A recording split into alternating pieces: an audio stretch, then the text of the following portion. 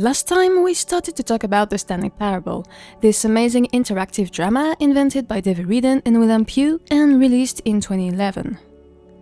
We saw how its simple gameplay nonetheless carries very strong themes and how it has us question our relationship to fictions and creators, our power of decision and other important psychological notions such as agency or volition.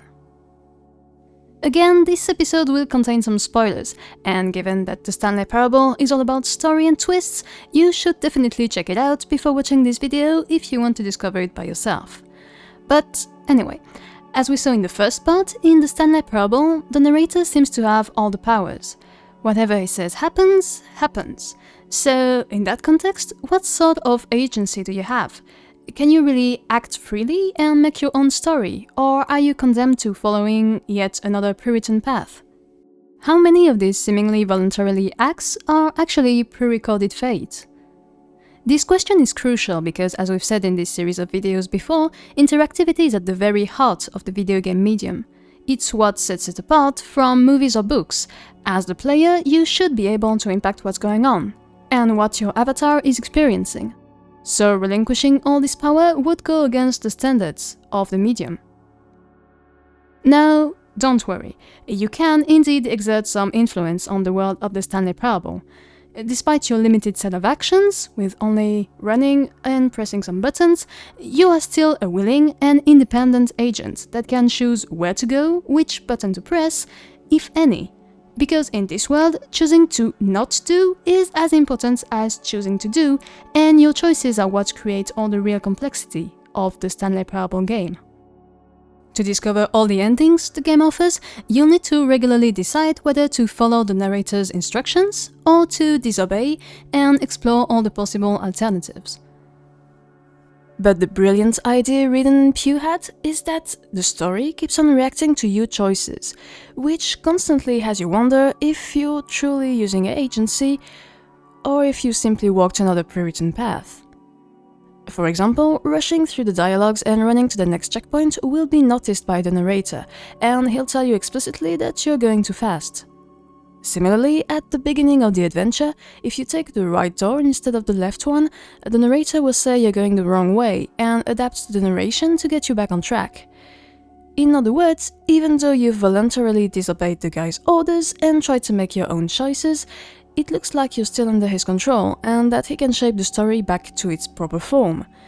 And in terms of pure design logic, it sounds pretty clear that game developers can't just code an infinite set of endings, and that in reality you are limited to living the experiences they prepared for you. It doesn't sound possible that you break free from the narrator's control and escape this reality. But does it mean you can't find and follow your own objectives? That you are destined to fail and obey?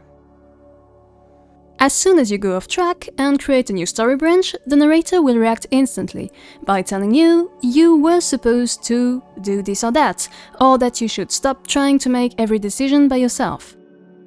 Ultimately, he might also point out that now that you've diverged so much from the original scenario, you must feel pretty lost and that you have no idea where you're going or what you're supposed to do right now. This mockery has a real impact because it's addressed as much as your character, Stanley, as it is to you, the player. And this is where the game shines once more. By its savvy use of the fourth wall, it gradually pulls you in the story and immerses you in this infinite loop. You know, the fourth wall is this notion that there is an abstract, invisible fourth wall on the scene of a theater that separates the actors on stage from the audience, and that isolates the fiction in its own reality. It's what prevents you, spectator, from impacting the story, and that prevents the characters in the fiction from talking to you directly. While it's a very common rule in art, it's of course also been played with many times, and plenty of other fictions rely on this breaking of the fourth wall to create special situations where the audience is brutally immersed in the story, one way or another. By its very premise of having an active and almighty narrator, the Stanley Parable obviously sets up a unique narrative context. It expects you to learn to distrust this omniscient voice and rebel against the status quo, which in turn means assuming the story as it is shown to you is just the tip of the iceberg, and that there is more to discover. You can safely suppose that there is much more interesting and complex thoughts interwoven in this in-between. That's between the story on screen and your experience as a player. And so this is where the game takes advantage of regularly breaking the fourth wall to directly talk to you. It's still usually told to Stanley, but this abstract narration will soon start to talk about you rather than him. For example, we've talked before of how the narrator reacts to your choices and adapts the dialogues to better fit. Well, as you restart new sessions and get reset to the initial corridor, the dialogues will also mutate to evoke the distant memory of Stanley's office that is fading in his memory, just as much as it is fading in yours. Similarly, the narrator's voice will sometimes mention this as being a video game, or note that this is not a cutscene, or that this is an unfinished level with developer textures. All those elements are non-diegetic notions that a player can understand, but that a video game character, like Stanley, couldn't possibly conceive. Your experience as a player is therefore far greater than what the Stanley in this iteration knows, and every new loop adds to the previous ones. In a story branch, the narrator takes you to other games that are both deliriums of his own invention or well-known games such as Minecraft. This shows that the story we're told is not about the corridors and buttons we've seen so far, but that it works at a higher level, and in other worlds too.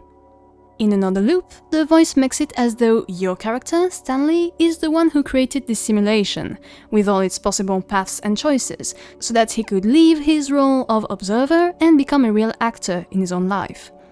At that point, the Stanley Parable uses the technique of mise en abîme to have you, the player, reflect upon who really creates the story in a video game.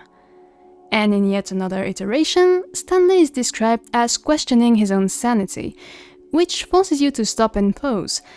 So far we got descriptions via the narrator, but we got visuals via Stanley. What if it was this second intermediary that was feeding us false info?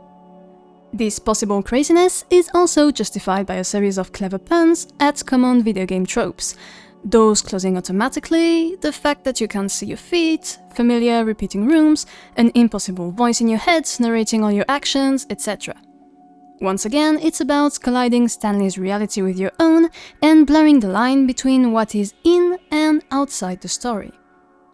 To me, the final cherry on top is when, at the bend of a sentence, the narrator lets slip that he simply plays his intended purpose, the same as Stanley, that he's compelled to doing things too.